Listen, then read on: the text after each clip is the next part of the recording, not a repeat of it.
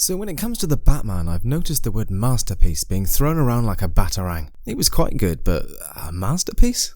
Oh, I don't think so.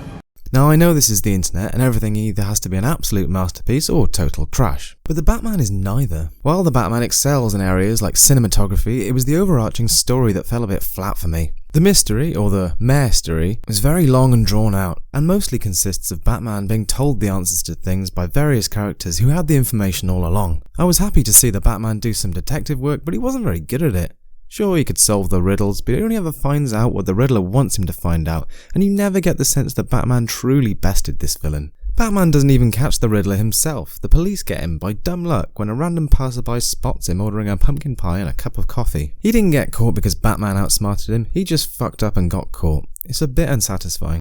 My next gripe is Robert Pattinson.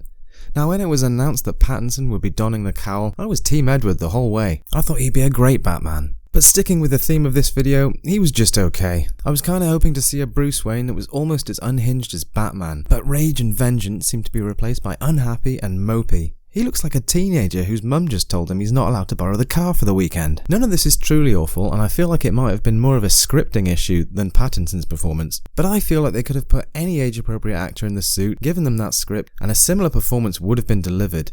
He neither added to nor took away from the role of the Batman. Moving forward, this film is very long, and not all of it's entirely justified. There are a few monologues that go on too long and end up not really saying much, and some of the lines that were clearly supposed to have the most resonance were downright cringeworthy. This is about a king, and Riddler's the match. This film definitely could have been cut down by about half an hour or so. Now this next point is probably more Warner Brothers' fault than anyone else's, but it still fucked me off. All the cool action scenes were in the trailers. Every single one. The fight lit up by machine gun fire, Batman fighting Catwoman, the conclusion of the highway chase, Batman beating up the gang at the start, the nightclub fight, the escape from Gotham Police Station, Batman fighting Riddler's army of internet incels. All of this shit was in one or all of the trailers. Now I know this is nothing new for Hollywood, but this is Batman. Surely there's enough hype surrounding the very idea of this film that you don't have to go and spoil every action scene in the fucking trailers.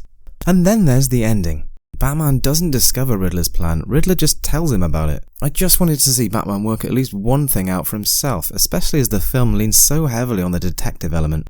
So yeah, the Batman is well worth a watch, but masterpiece is a very strong word.